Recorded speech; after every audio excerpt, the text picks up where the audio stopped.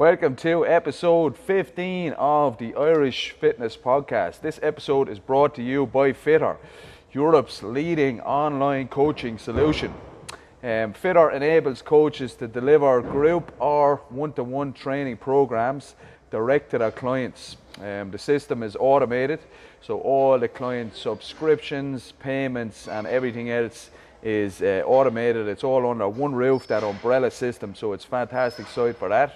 They have videos, they have chat, so the coaches and the athletes can remain in constant communication. If the athlete is unsure of any of their movements or whatnot, then they can check out the Fitter videos that they have posted in their library. So fantastic, ideal for that as well. Any online coaches, it would definitely be worthwhile subscribing. They currently have no transactions fees, which is fantastic, isn't it, Shane? Yeah. So basically what they're doing is, for the foreseeable future, if you sign up now, you're guaranteed to never ever pay any transaction fees, but that's for a limited time only. So make sure, if you're an online coach, you jump on that pretty soon. If you would like to check out the Fitter program or to contact the guys for more information, you can go to get.fitter.training. So that's get.fitter.training. They're also available to view on IG. A lot of their information and stuff like that is on there. So check out Leon and the guys. Fantastic program. It's ahead of our time with all the different features they have and stuff on there. And if you're an online coach, it's the way to go. We will definitely be employing it in our future endeavors onto the online platforms. So today we had Mr. Micheal Laverty on, didn't we, Shane? Yeah, from 80/20 and Systm Training. He's the coach to several games athletes. He had regionals teams, he had regional athletes there as well, and a very interesting cat, wasn't he? Yeah, he was, and we kind of got, I suppose, it's hard when you get someone on the podcast like that because you want to ask him so much, but I think we got like a lot out of him that we wanted to ask him. Yes. You know, a lot of times you kind of come away from something like that and you're like, geez, I could have asked him that, but Yeah. I feel like we had a really good chat. It was a Really long episode too. very long episode, and I think we could have talked to him for a lot longer. We normally try and keep the episodes under an hour and stuff. Sometimes they go over. Neil has graciously offered also to talk to us while he's over at the games. So I hope ye enjoy listening to this episode as much as we enjoyed making it. Up after the break, we have Mr. Micheal Laverty. So today's guest, we have the man behind 80/20 and the Systm Training programming, and also a lot of the top athletes you would have recognised from the games, some regionals athletes there as well. Mr. Micheal Laverty. Neil, how are we doing, buddy? How's things? I'm good, how are you guys? I'm good. We're enjoying this storm down here, so if you can hear a bit of interference in the background, folks, you know what it is. Really appreciate you coming on the show, bro. I know you're a very busy man. My pleasure. You're ramping up into, I'm sure, a big summer now with all your athletes and stuff like that, so thanks for taking the time out to come and talk to us. No problem, my pleasure. Excellent. So, as I said, Neil, you're you have your kind of you're ironing a lot of fires. You're behind one of the biggest, most successful kind of gyms in the country, and it has been for a long time. 80/20 is kind of the pillar of the gyms up in the north and stuff like that. Do you want to give us a little rundown on how you got into CrossFit and how 80/20 came about, and that whole kind of setup up there? Yeah, I suppose my journey into CrossFit was, I had a pretty bad back injury, so I fractured L5-S1 coming off a push bike, and that kind of led me down the path of rehab and trying to understand my body better and working out what way I was going to train next. We can probably get into my training history before that later on, but that kind of led me to a lot of internet searching and understanding human movement better. Found the CrossFit website, read a couple of Glassman's articles that kind of made sense to me. I'm quite a scientific guy. I love data and spreadsheets and stuff like that, and something that was putting out there that fitness is measurable was kind of made a lot of sense to me. So kind of got into CrossFit way back in the early days. I think this might be my 13th year CrossFit now. So Brilliant. Was following it online, just your typical guy doing it in the global gym, getting to other global gyms because you're not allowed to drop weights, etc. And then started coaching a bit in some local gyms. Coached a bit in New York when I was working over there. And then in 2013 decided to quit my corporate job and come home and open 80/20. And kind of like that's been, I haven't even looked back since. I haven't had time to look back since. So the last like 7 years have been a roller coaster. But yeah, that's kind of how 80/20 came about. Brilliant. And you said you had a corporate job, Neil. What were you doing in the corporate world? Yeah, so I was a global project director for it's a Millward Brown. We're like market research company, so our clients were Reckitt Benckiser, so they're like a big company like Unilever and Procter and Gamble, so they own a lot of like brands and sub brands under that. So yeah, kind of like the opposite of what I'm doing now. But yeah, you don't strike me as a corporate kind of a dude.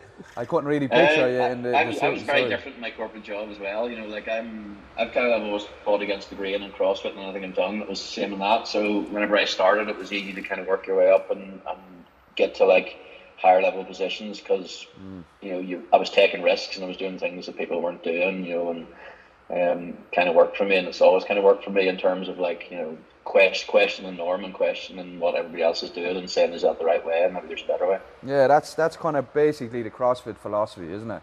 I suppose. Yeah, for I know that functional training and all that has been around for since the beginning of time, but in the 90s, especially the 80s, 90s, kind of early 2000s, it was very much the bodybuilding scene and all that kind of business, and how big can you get now? I know there was Olympic lifting and powerlifting and all that, but they were all very separate kind of things. And then when Glassman came along, then shout out to Greg Glassman, he really revolutionised. He packaged everything, I think, in a way that the masses could buy into, and they could really get a grasp on things. And thank God he did. You know, he's after providing all of us with such a wonderful passion and kind of a way to make a living as well. Do you think that your past corporate job helped you setting up the business and your mindset and stuff like that? Oh, without doubt. I mean, 80/20 has always been for me, it's always been a business or something that I wanted to create jobs for other people and not just have like a hobby business where, I was working in 40, 50 hours a week myself and nobody else was there. So we have constantly been pushing kind of the barriers of how big you can take CrossFit gym, what you can offer in it. We're currently in 10,000 square foot. We're going to be here now. This is our last move for this part, but I've just signed a lease for our 5,000 square foot building, literally just 400 meters from our current building. So we're going to take that and we're going to start to offer more services on top of what we actually do here as well, 80/20. So I think the corporate job allowed me to understand finance and risk a little bit better than most people. So I came from a place where I understand that any successful business is always leveraging debt very cleverly to advance to get where it needs to get, and that allowed me to make some pretty big jumps. I mean, my first jump in terms of buildings, I went from, I think it was 2,000 square foot to 10,000 square foot in one jump. And that obviously involved a lot of finance, a couple of bank loans, credit cards and stuff like that. But, I was kind of of the opinion, go big or go home. I don't want to run a hobby business that I have to grind in until I'm 70 to retire. I want to run a business that, provides salaries and jobs for people, where I can potentially retire early and sell the business on to my coaches. So that was always the goal. So the elements of risk and debt and stuff like that had to be involved, but that didn't really scare me. Yeah, it sounds like you were back then where a lot of us gym owners are trying to get that mindset now. I know for me personally, when I started off, it was a bit of a hobby job. I had no interest in business or anything like that. I just found something I loved. I started in my mother's garage. I was lucky to get into a place and have a business partner and all that kind of stuff, but I made all the mistakes over the years, you know what I mean? I didn't have any kind of a background managing business. I wasn't a businessman or anything like that, and it's only now in the last, say, 2 to 3 years that my business acumen has developed more so than I think my coaching acumen. And I'm looking, everything you said there, that's the mindset that I think a lot of us should be having now. But it by the sounds of things, you started off that way. Is that the case? You were going into this with, okay, I don't just love coaching, but like you said, I want to turn it into an actual business and make it I loved what you said there about making a careers for other people as well. That's my mindset at the moment. Provide the coaches with some kind of a meaningful career so they don't have to keep jumping from gym to gym or whatever. Is that the case with yourself as well? I'm sure it is. Yeah, absolutely. And kind of going back to one thing you said there about making mistakes, man. I've made more mistakes than anybody. Like I've fucked up more times than anything. So like, you know. Give us a few. Give us a few. Come on, tell us some. Oh man. Like I mean, I was the dickhead that bought every bit of kit that was like, going like, I was going to buy the full set of strongman stones that got fucking used once a year. It's like, some of the stuff that I've done, membership increases that were too aggressive, membership increases that weren't aggressive enough. Yeah, like I've made all the mistakes. Probably not being the best mentor or boss that I could be, because I'm quite like a solitary person. Like I keep myself to myself, and I always have done that, and always relied on myself. And it's only now that I'm recently realizing, like I have to mentor and train staff and give them all my knowledge and give them, as much help as they need to develop their careers. And I would say early on that wasn't me, and that wasn't what I was able to do. So, yeah, man, I've made all the mistakes, but. There was no blueprint, so there wasn't. There was no way of saying, the way there's like, there's Two Brain now, and there's various different gym business mentoring schemes and programs. Yeah. There was nothing like that back in the day, so there wasn't. It was just literally, right, lads, what are we doing today? How do we put on a good class, and how do we get our own training done, and all that kind of stuff. It was the Wild West, wasn't it? You never even understood, like revenue models, and what you had to charge. It was like, all right, what's the global gym down the road charging? Fuck it, cool, I'm going to charge double that, and hopefully it's going to work. Yes. Like it's all about like if someone intentionally starts a business, they look at how much it costs, and then they work back from there and how much they want to make off it.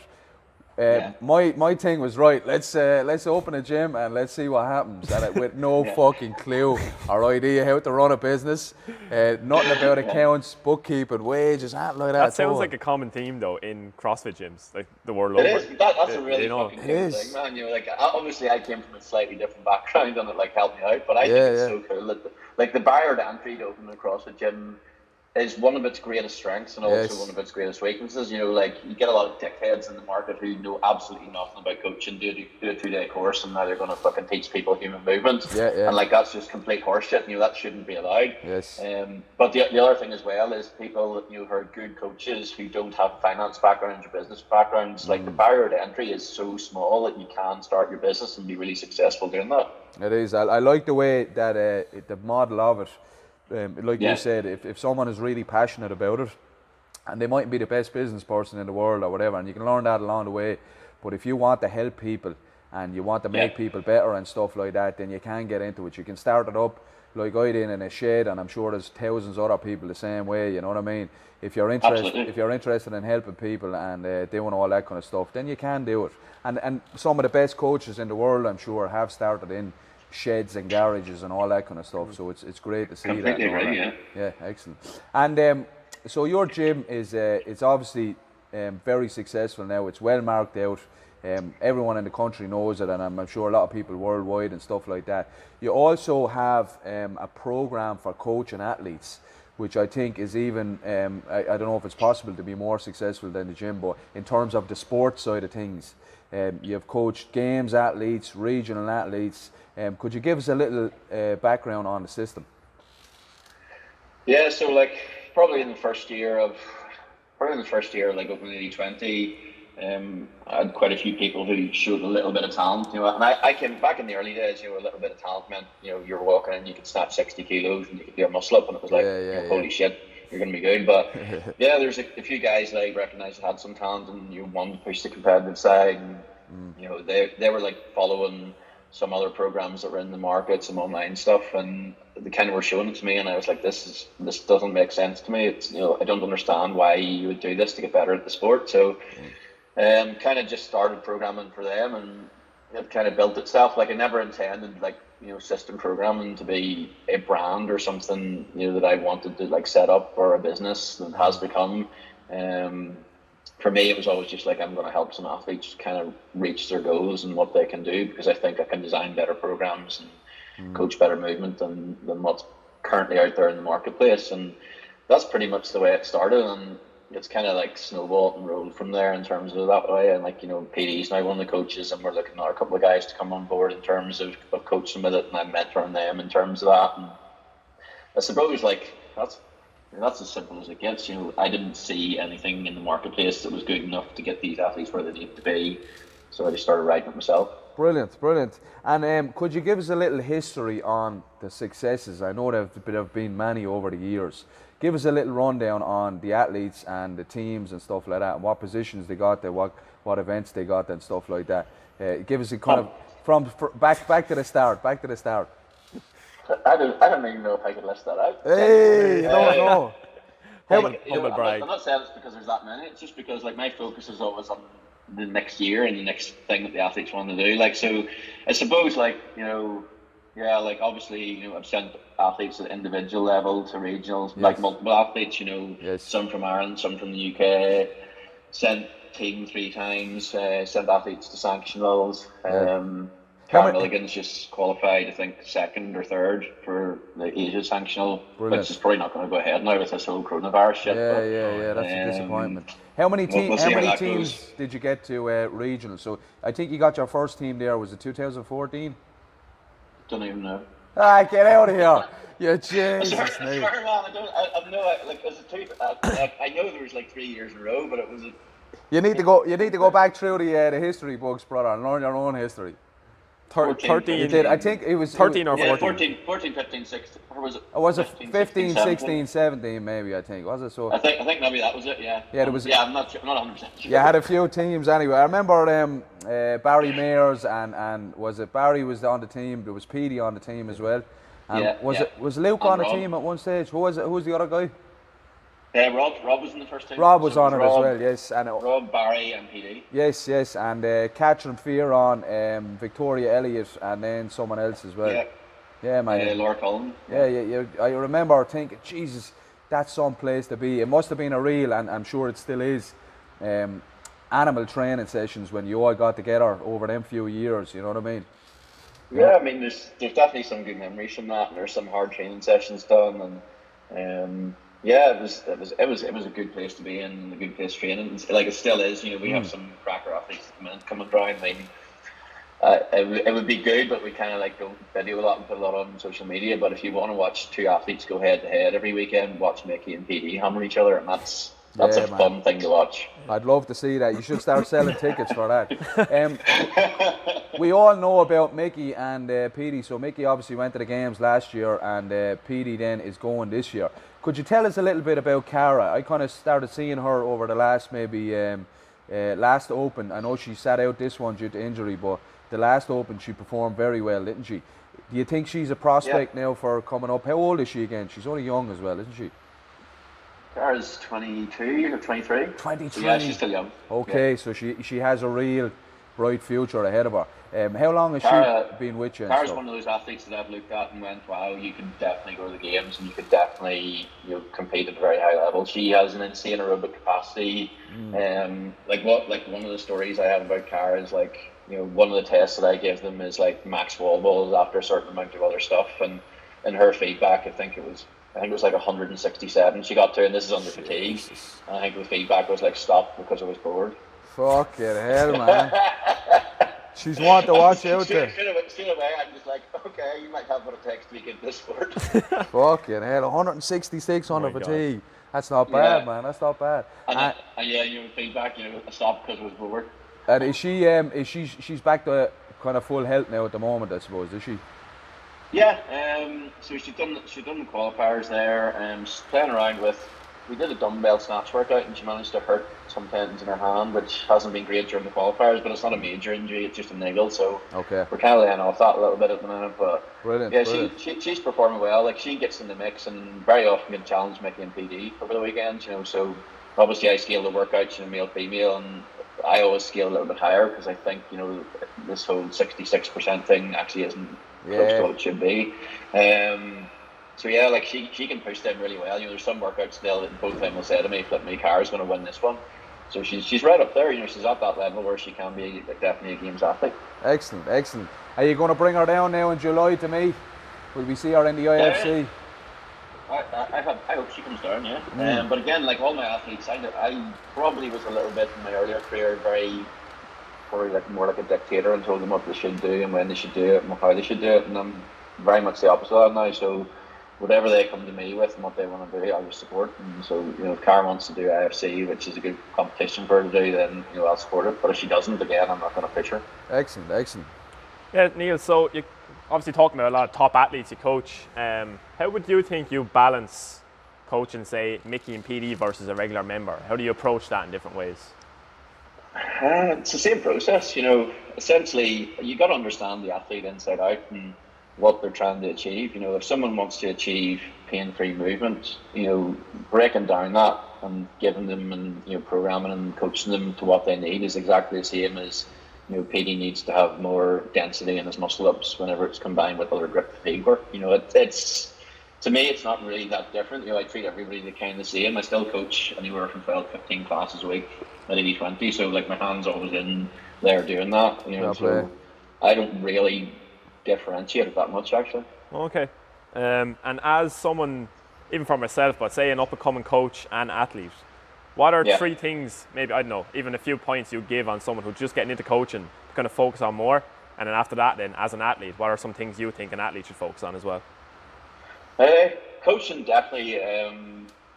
Don't get I always say to my coaches, don't get obsessed with the minutiae of coaching. No one gives a fuck, if you understand all the different biomechanics of how to coach a snatch. Do you understand how to cue a normal person to get into a better position so they can safely snatch or squat or deadlift or anything like that? There's too many coaches out there, and it's part of the reason why I'm not on social media. Calling people out and saying this and saying that, and I know more about this, and I think this scientific principle is better. And I'm like, dude, you're fucking trying to coach someone how to move better.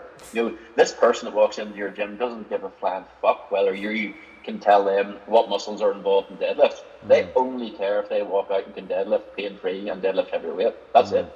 So that'd be one thing for coaches. But in the same time, do your homework. Read a lot. I try to read 50 books a year. So it's kind of my thing. If I can read a book a week, I'm pretty happy in terms of that year and what I've kind of tried to learn.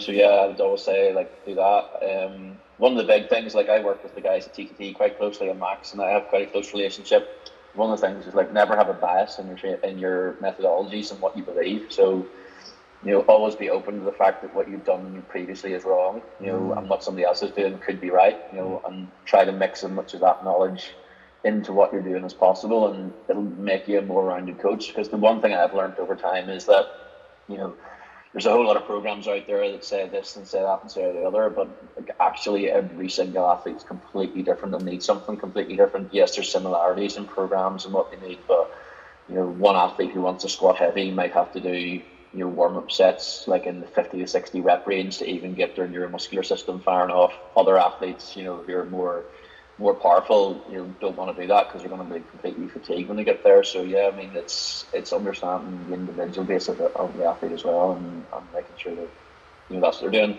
And also the big thing as well is understanding an athlete's why. I think a lot of coaches as well lose the human side. Why is this person here? Be it a competitive athlete or someone that's doing GPP or somebody who wants to get in better shape for a wedding. You can't ever forget that. That's a really important thing to understand, because if you lose that as a coach, you lose the direction they need to go in, and eventually you lose the client because you're not going where they want to go. So always understanding the why, and really digging into that and understanding what they're with you for is a really big thing. In terms of, I think you said about being an athlete, I think athletes nowadays need to be patient. The sport that we're involved in is probably, I don't know, I've got no data to say this, but I say it over time it's going to become like the NFL. It's going to be one of the most aggressive attritional sports out there. And if you don't have the correct basic foundation in your strength work and your conditioning work, then you're going to break, and you're going to break really fast. So yeah, as an athlete, I would say be patient, set yourself reasonable goals.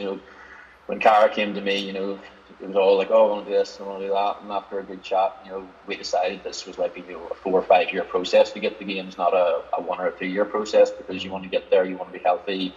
If you get there at a young enough age, you want to be able to go year after year after year after year. And I've suffered in the past of having athletes to say, oh, this is my last year. If I don't go this year, I'm quitting the sport. And that's a hard thing for a coach to do, because you're walking the line with that athlete then of like understanding that there's a real likelihood they might get injured because you're trying to cram so much into that season because they're telling you they don't have another season after this. So patience is a big thing. Talking to your coach is a big thing. Most of my athletes that get the best results have a pretty good relationship with feedback. So they can talk to me about how sessions are going, what their limiting factors are. The athletes that don't get the best results are, and I'm sure you guys have experienced this. You design a program, you give it to someone to do a session, and the feedback is, "Oh, that was shit. Slow time. I was fucked." And I'm like, "Really? You didn't fucking tell me what actually happened. Was it the grip limiter fatigue? Could you not get enough oxygen in? Were your legs on fire too much? Was it a skill movement and the skill broke down?" And as an athlete, you have to constantly feed that back, and also be aware of it yourself, because you come to a competition and you understand that if you pair muscle ups with a certain movement that's a really bad thing for you, then you also can strategize better because you're very aware of what those things are going on in your system at the time. Yeah, Hey, absolutely. Yeah. And in terms of your programming for the classes, Neil, is it what would you do? You do hour-long classes, kind of GPP, don't you? Yeah. And is it much of a deviance from the athlete programs? I know you do individual programs, but what way would you treat your kind of general pop? Do you do like strength twice a week, or what way does your week to week, your Monday to Friday program run?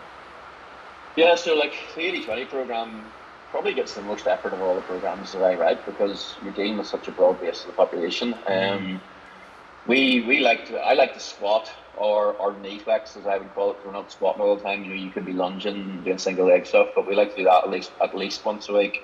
And we'll pull off the floor at least once a week, and we'll press, whether that's horizontal or vertical, once a week. We'll pull horizontal or vertical at least once a week, and that's all like major strength components. And then like intersperse that with some of the metcons and get a little bit more volume in terms of those movements in. But that's kind of like basically what we do. In terms of conditioning around that, I like to do a lot of like shorter, higher intensity interval stuff, because I think that athletes can get too obsessed with 12 and 16 and 20 minute AMRAPs and workouts for time that are like 10 rounds long, and intensity gets lost. So you might say at least once a week 2-minute efforts, 6-minute rest, times 4 in our program, and it seems to work pretty well in terms of keeping people healthy, but also keeping them motivated, and also being able to put higher output out when it comes to the longer workouts too. Sounds good, man. Sounds like you put as much thought, like you said, into that as you do with your athletes. And say if Jimmy comes in the door, right, and he's reasonably talented, and he says, "Neil, I want to do some competitions next year. I want to start at like a scale or intermediate level." Do you keep them in the classes, or does a competitor do their own thing, or what way do you handle people that want to compete up in 80-20? So like a big thing for me is that the whole CrossFit thing's about community. It always has been. Glassman was great at like pairing stuff and understanding how you could like train concurrently, with strength and aerobic training, and that was a big thing. But the biggest thing he was on to was that the reason people stay in CrossFit, it's not because like we're shit hot coaches. It's not because we have the best programs. Even though I believe genuinely we are the best coaches and have the best programs around, it's because they build communities and friendships, and nobody wants to leave a relationship. And for me, that needs to transfer through to the competitors. So like a lot of my competitors do a lot of my GPP classes as part of their program. I mean, a lot of people don't know. But hopefully after the online qualifiers, they'll know about Joanne. So she's my masters athlete who finished second in the world in the Open this year. Wow, that's brilliant. Yeah, so... What division, Neil? Sorry. So she's in the 55, 59. Excellent. Fair play. Another good one. So she's like, we're pretty hopeful in the online qualifiers that she'll go through the games this year. Brilliant. But Joanne does 5 GPP classes every single week, and then it's what I call it, like I call it sprinkling on open gym. So we look at her weaknesses, we look at what she needs to work on, but the base foundation of her program, is GPP. Like just as I walked into this class now, PD's out there doing the main class partner workout with normal people in the class who are just your average person that's maybe done CrossFit for a year.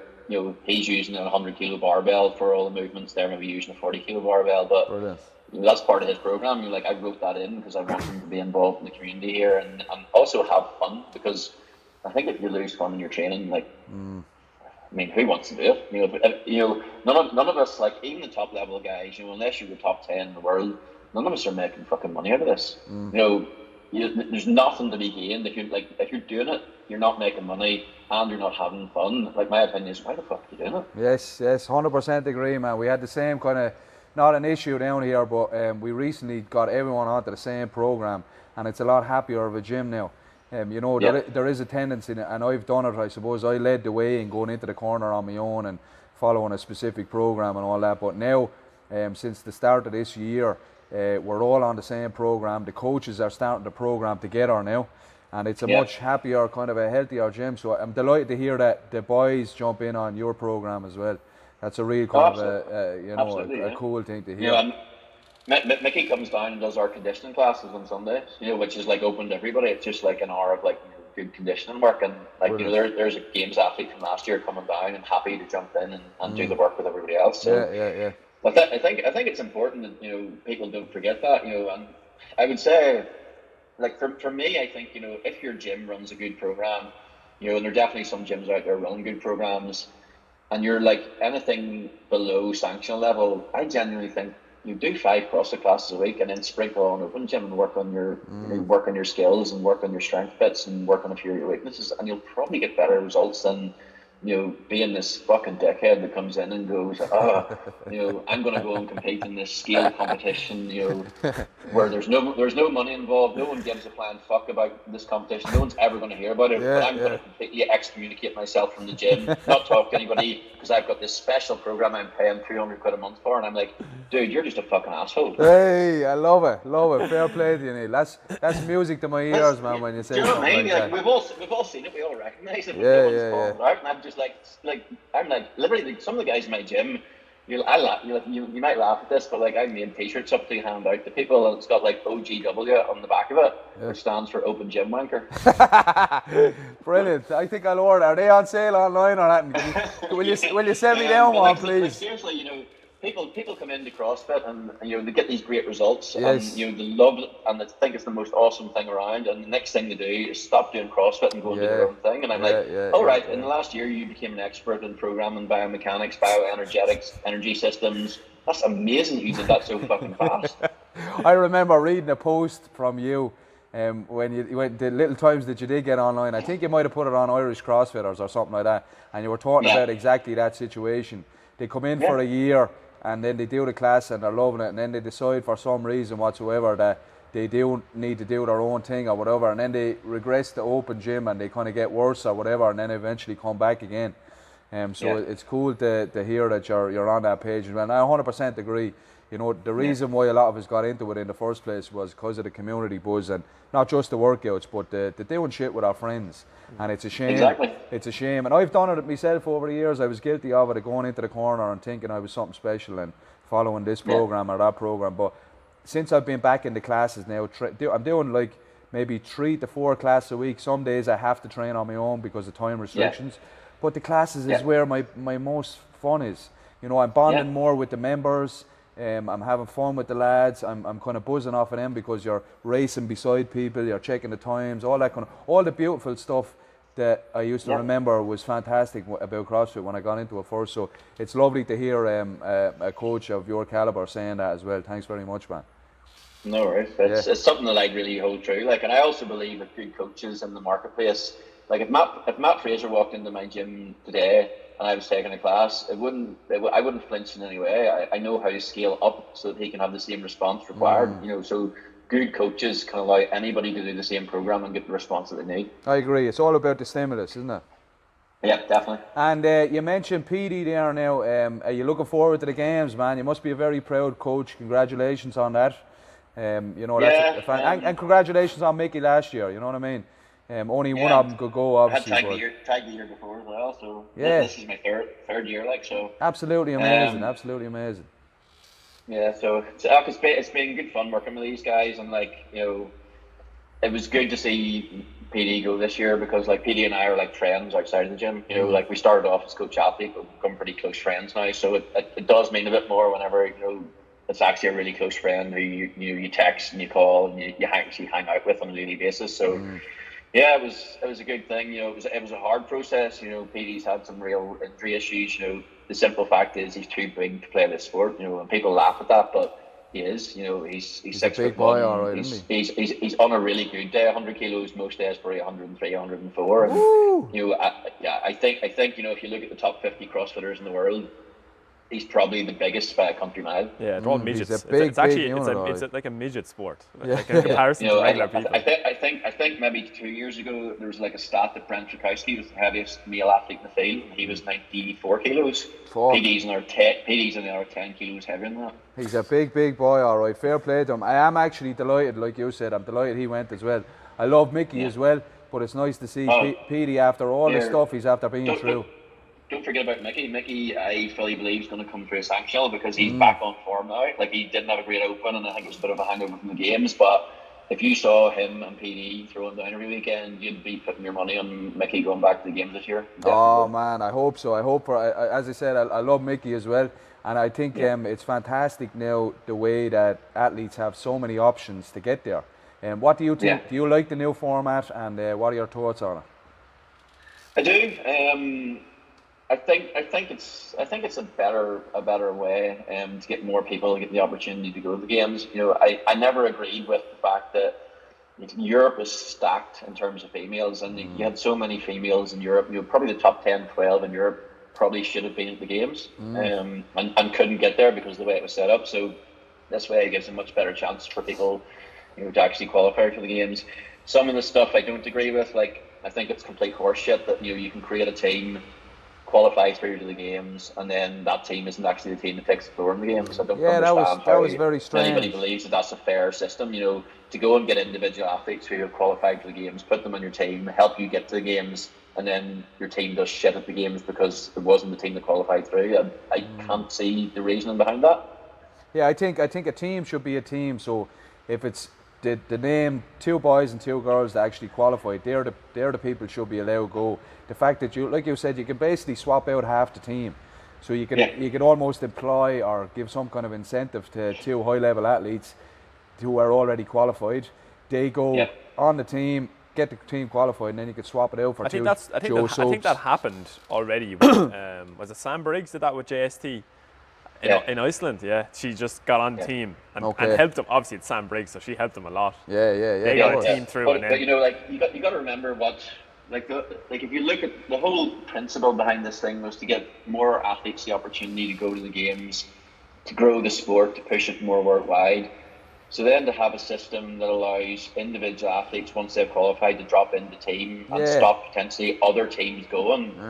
It doesn't make sense. It's like counterintuitive to what the original goal was. Yeah, it doesn't make sense at all. Like, someone who was already pre-qualified, so they're not going to take a team spot, they can jump in. Then I think what they should do is, so you name your team roster and you name 2 subs that are not pre-qualified for the games, and if you want to sub in someone, then they would have to give like a doctor's note or some kind of MRIs to say that they're injured and they can't take part. I think that's the only kind of fair way of doing it, isn't it? Yeah, and I also believe that as people qualify for the games and take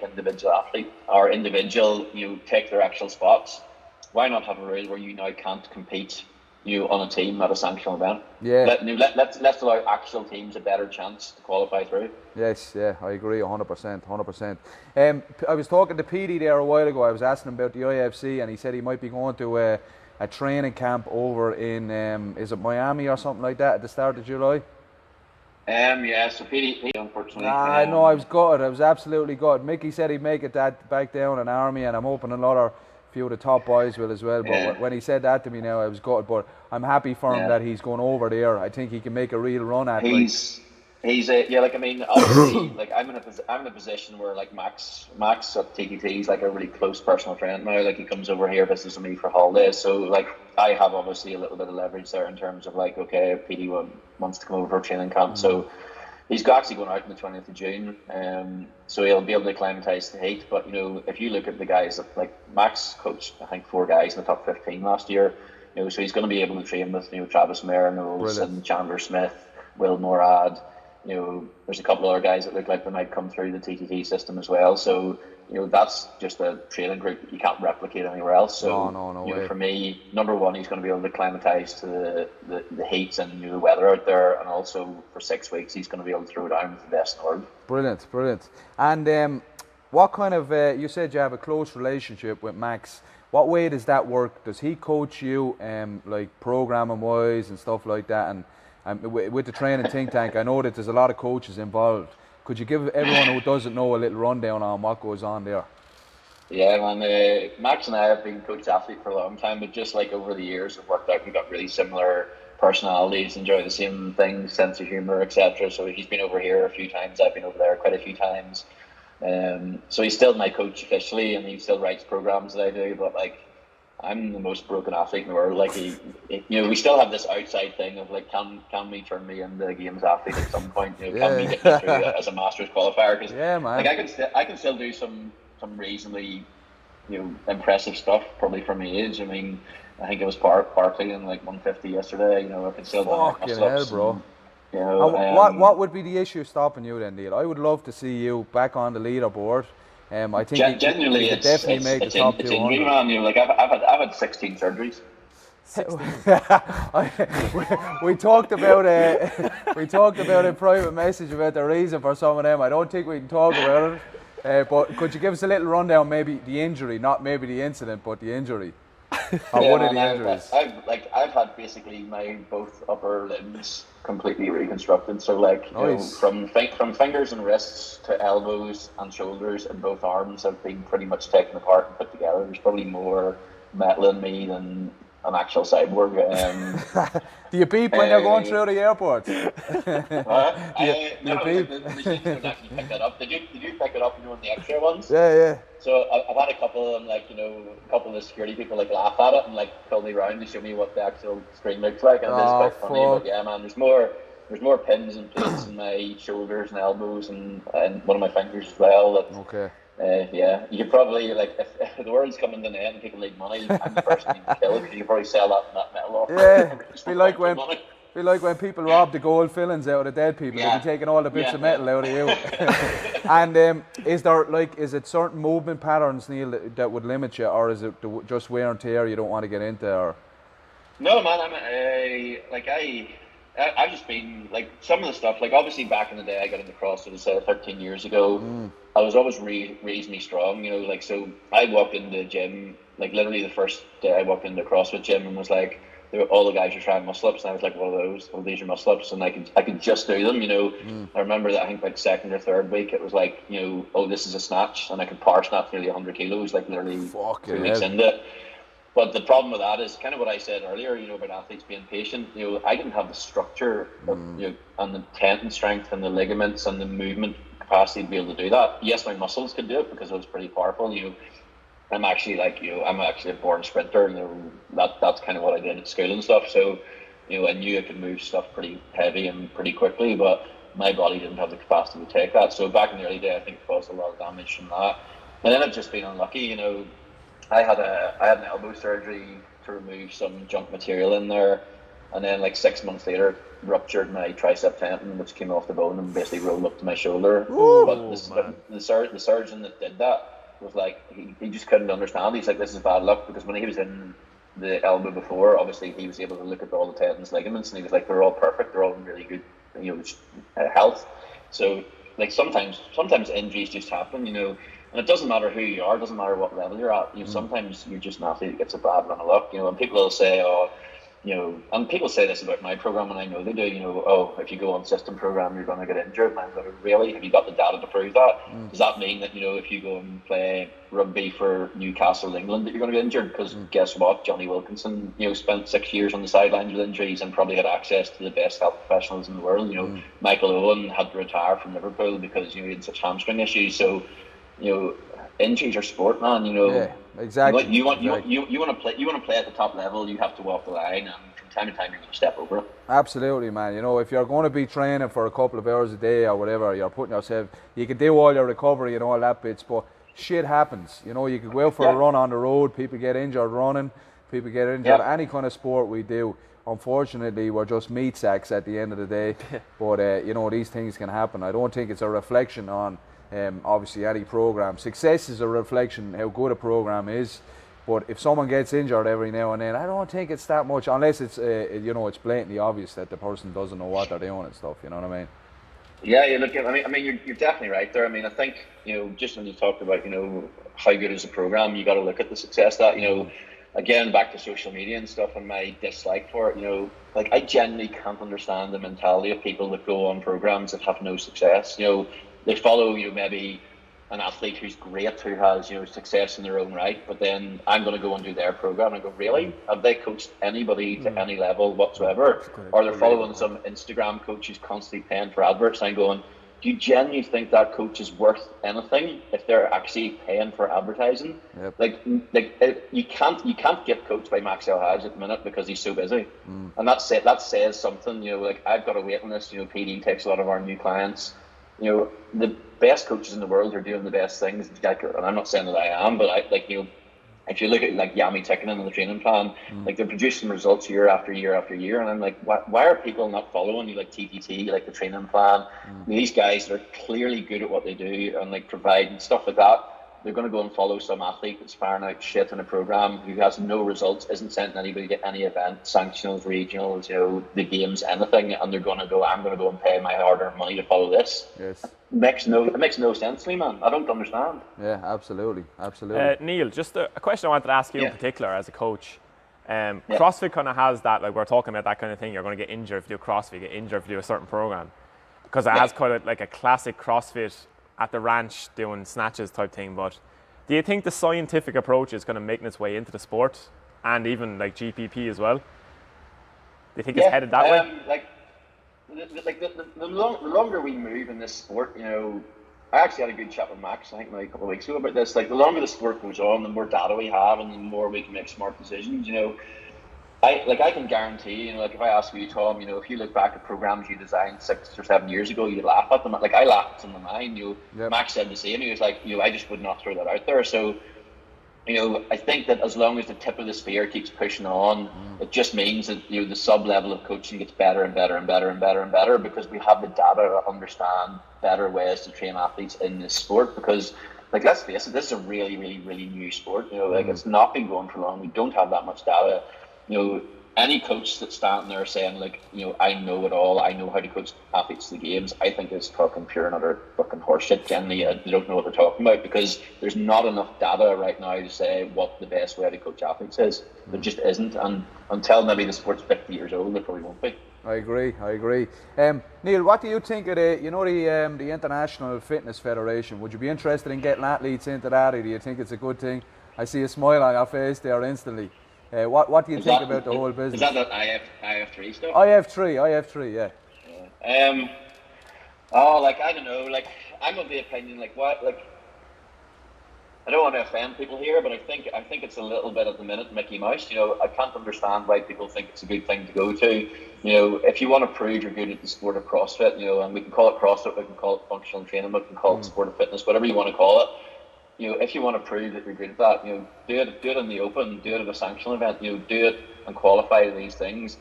You know, it's not that I have issue with it, I just don't understand, you know, competitions that have, you know, call themselves world championships and maybe have like 6 countries involved. I'm like, really? You think they're world championship because you beat 6 people? You know, it makes no sense to me. You know, if you have a way in the sport that you do, which is CrossFit, to prove how good you are in world level and world terms, you know, go and do it that way. You know, you don't see anybody in triathlon going and creating some separate triathlon and then saying, oh, I'm the Ironman world champion of this sub-federation type thing. The best in the world would go to Kona and prove that they're the best in the world. End of story. You know, and I just can't see it taken off. You know, I think they're fighting against a juggernaut in terms of CrossFit's been around too long. I haven't seen a huge pickup in it. You know, you don't see many high-level quality athletes going to it. You know, so, man, I don't know. It's hard to know. You know, it's hard to I'm know. probably on the fence a little bit. You know, it is good to compete, and it is good to have other avenues to compete in this sport, but it's definitely not the same as competing, in the sport, that we have, and like the sanctioned events and the ones where you're going to be up against the best, in your category, the best, in your age group, the best, individual athletes and team athletes in the world. It's just not. I think you're right. I think CrossFit is the UFC, and I think IF3 is like Bellator or one of them smaller shows. You know what I mean? But fair play to them. You know what I mean? It's nice to see a kind of a different avenue and stuff like that. Oh, absolutely. And I'd say, like, I don't want to take anything away from people, but it's like, and again, I'm not taking away from things from other sports, but I laugh at boxing, because boxing, you can be a world champion in fucking 40 million different divisions and different fucking weight belts and different things. And I'm like, really, if you look back at it, or you look at some of these really, really niche sports in the world, I've seen some people, post up that they're world champion and, like some sort of kettlebell swinging thing, and then you actually look at the event and they're the only fucking person in the event. Dude, you're not a fucking world champion, you're the only person doing this sport. Yeah, I agree. You see that podiums with one or two people on it. And they're there. I came second. No, you didn't. You came last. It's great that people want to be active and compete and do these different things. And I understand all sports start out like that. Like, I'm not missing that fact. Yes. But be realistic in terms of what you're putting up on social media. Don't advertise to the world that you're the world champion of swinging a kettlebell with your left arm while holding a pint of beer in your right arm, because you're the only fucking person that does that. You're not a world champion, dude. Sorry. Yeah. I agree. The Open this year, we kind of saw a little bit of a downturn. Did you experience that up in your place as well? What way do you think that's going now? Do you think it was because of the switch in time of year and the social media presence wasn't as much? Do you think that there'll be a resurgence now in October? Do you think we get the numbers back up, or what way is the vibe around your place in your gym? I think, I'd love to hear your opinion on this, Tom. I know this interview's about talking to me, but I'd love to hear what you got to think about this. I mean, with the changes, there was a little bit of dissatisfaction with CrossFit and the Open and what it stood for, and the lack of information and stuff. And I genuinely think my downturn in my gym was because I didn't push it the same. I was just like, okay, this is now only an avenue to get people to the games. It's not really this big community thing, because CrossFit aren't treating us like a community. They're not giving us the information. We don't know what's going to happen.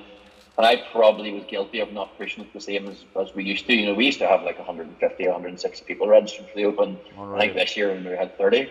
And I think that comes more from me. I mean, yes, there's the social media aspect, but like, I know for a fact that if I push something in here really big, I can get a lot of members involved in and register for it. Like, I mean, what's your opinion on that? Do you think that's the case down there? Or? I think it's exactly what you said. I think so. In 19, I did the Open, and I was very focused on it. I wanted to see where I could get in my division in Ireland and where I'd place in the world and whatnot. So I think I did put a big push on it at the start of the year, the one in February. I talked about it a lot online. We talked about it around the gym with the members and stuff like that. Then the the October one, I decided to sit that out. It was my last year as a 35 to 39er. So I think by me sitting it out, I think my enthusiasm dropped a little bit. I like you said, I was a little bit annoyed at the whole drop in social media. I know I shouldn't be, and it's still, you're the leader of the ship, and you should be dictating the vibe of the gym and all that. But I think for such a big company, to just completely withdraw like that, I thought it was a bit. It wasn't very thoughtful. They said it was for. I think Glassman, the reason he gave for it was because it was they didn't agree with the privacy issues of Instagram and Facebook and all that kind of stuff. But that's kind of horseshit. You know what I mean? Who the fuck cares if someone sees a picture of someone online or whatever? If you don't want to put it up there, then don't post it. So I felt that was a big issue with it. I completely agree with that. Why as affiliate owners, and we're paying not a small amount of money. It is a reasonably large amount of money. I could go on a couple of holidays every year with that. Yes. Why are we paying this money and we're getting literally no say whatsoever? How about sending an email out to all the affiliate owners and say, hey, we have this issue with Facebook. We're thinking about doing this. What do you think? Yeah. They just deleted the thing, and then you're probably a member of all the the affiliate Facebook groups. That's the first place I heard of it. Someone just put up a screenshot of the thing the side, and it was like, you know, when someone deletes the account, you can still see it for a while, and then it disappears altogether. And people are like, what the fuck is going on? We didn't get any heads up from HQ. There was no, and it didn't send me into a panic, but it got me a little bit nervous. Did you get that as well? I was like, why? What's going on here? They shut everything down. They shut the main page down. They shut the games page down. They shut the and then you're thinking to yourself, fuck, is CrossFit going under? Yeah. You know what I mean? That was my initial thought. Is the company going to fold, or what's going on? Like we literally, like, you know, well, me as a business owner, like as soon as that happened, I put things in place that we are now like, I don't care what CrossFit do. Like I like having the CrossFit brand. I'll always pay the affiliate fee. But if it goes under, I don't care. Like, we changed our name. Like, it's now, like, CrossFit 80/20 is, like, part of, like, a different thing. So we call it, like, 80/20 Health, Fitness, and Performance is the name of the gym. What's on the signs outside, some signs on the road. You know, and it's home of CrossFit 80/20. And then, like, the other building that we're going to create won't even be, like, attached to CrossFit. So, like, I'm, you know, like, Glassman's a bit of a maverick, you know, and that's a good thing and a bad thing. And But I'm just like, this is my livelihood. This is my coach's livelihood. Whatever I can do right now to protect myself from any stupid fucked up decisions that HQ make, I'm going to. So if CrossFit closed tomorrow, for me, it's like, okay, like I pulled the CrossFit out of the name and stuff. You know, I'm not paying an affiliate fee, but my business will still run exactly the same. Yeah, I agree. I think we all need to think about the long-term effects of if the brand did fold, or if they, I don't know, if they restructured into some kind of a public company and there was the affiliation fee became like a franchise thing or something like that. I've thought about that in the last couple of years. I will definitely, like you said, be taking steps to protect ourselves, because it's, you know what I mean. You don't want your whole business to rest on a name, and if that name in the morning, God forbid, was to fold or whatever, then we want to make sure we're insulated from it. Yeah, and like, I mean, you know, in terms of like CrossFit HQ, I don't understand. Like, you know, if they really have this thing against the games, just fucking sell it.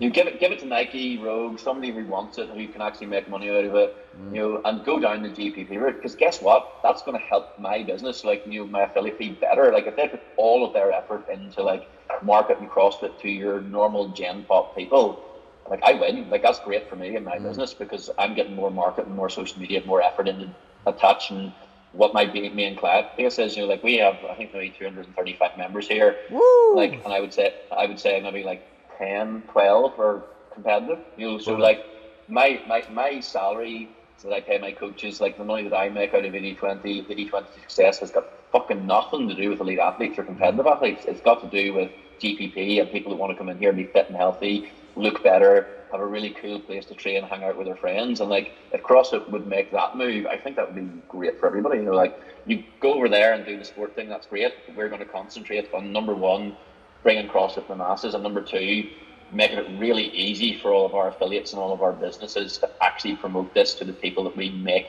genuine money out of. I think you're right. I think I'd like to see him go somewhere in between the old man with the jug and the games athletes. You know what I mean? If they went in between that, because that's where everyone is. You know, if I don't see. I'm sure it's the same up your place. There's no there's no 90-year-old woman running around with a jug of antifreeze. Man, we have some pretty old athletes. Okay, well, we'll say they're in the minority, we'll say. Yeah. They're in the minority. And then the other side of it as well, the games athletes are in the minority as well. So I would like to see them focus their efforts on the middle ground, the 20 to 50-year-old person who just wants to come in and get fit and just be normal, you know what I mean? Completely agree with you, man, on that one. That's like, you've nailed that in the head. Like, that's the client base. That's who they should be marketing to. That's who they should be using for their marketing. Yes. I think in Ireland as well. Here's a stat for you. By 2040, 60% of Ireland will be over 65. 60%. Yeah, that's the island of Ireland. So fuck off. Yeah, so you really? have to. Why? Yeah, that's a mad one. It's the age of population. So we had the youngest workforce, I think, in Europe. Right. Youngest working, so under 25 in Europe at one point. And like, are people not having the same amount of kids? Is that why there's like? I have no idea, but they're definitely not. They're definitely not. Like most of the country. So 6 out of 10 people are going to be old in Ireland. Yeah. So you have to think as a health professional now. That's what we learn in college. You know what I mean? As a health professional now, you have to think that route. you know, and I know America has a way bigger population Fuck, than maybe us. Glassman has it right then So, with the like, if jugs you of think about antifreeze. And that, fucking, that's where he's thinking as Yeah, well. You know, yeah, he's maybe thinking he's like right, maybe you he's might right. actually be in your sitting room lifting antifreeze off the Yeah, floor and doing broomstick thrusters on the couch. You know. Imagine. Well, the other thing about human capacity is, you know, like it's increasing.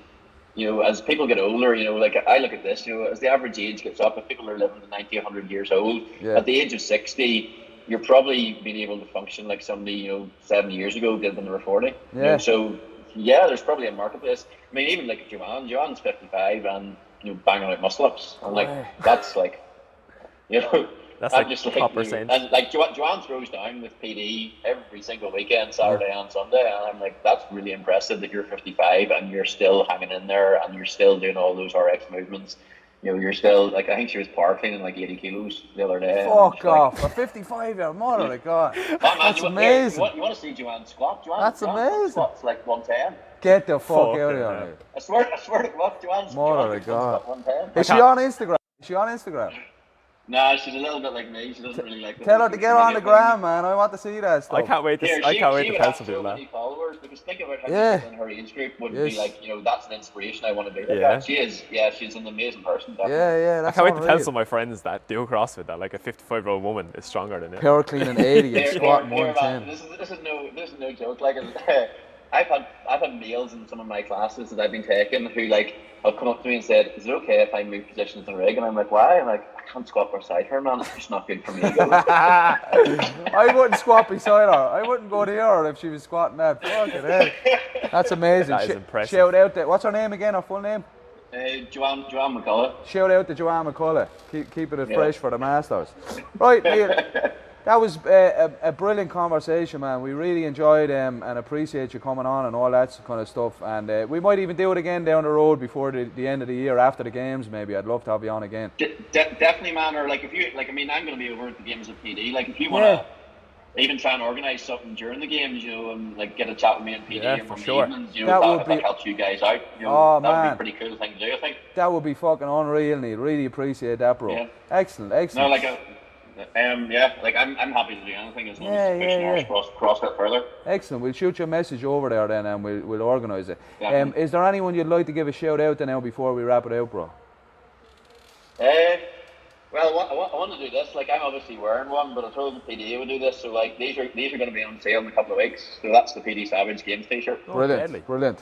That's who's that from? Is that from Ollie, or is it just you guys getting them done yourselves? We got an offer that like a couple of guys, they're sponsors on the shirt, like wanted to pay for it all, so we have 100% of the profits out of the T-shirts, just to help it because it is so expensive. So yeah, like a big shout out to like Stuart and Shane, a shout out to Gemma who's been like helping us loads with like PD sponsorship and stuff like that. And those guys, like, we couldn't like generally do the games trip, you know, without them. And then I want to give a big shout out to like my staff and my members that like support a lot of what I do. Like I'm a grumpy fucker most of the time. Like I can walk around this gym like a bear a lot of the time because I'm so busy and I'm so stressed with athletes, and they're all really like accepting of that. And you know, yeah, it's just a shout out to like everybody that supported me over like the last 7 years, and hopefully, you know, keep going on for another 7 years and see where we can take, you know, 80-20 on the whole system program thing. Absolutely, man. I have no doubt you'll be throwing around the jugs of antifreeze now in 60 years. They'll fucking kill me if I don't, right?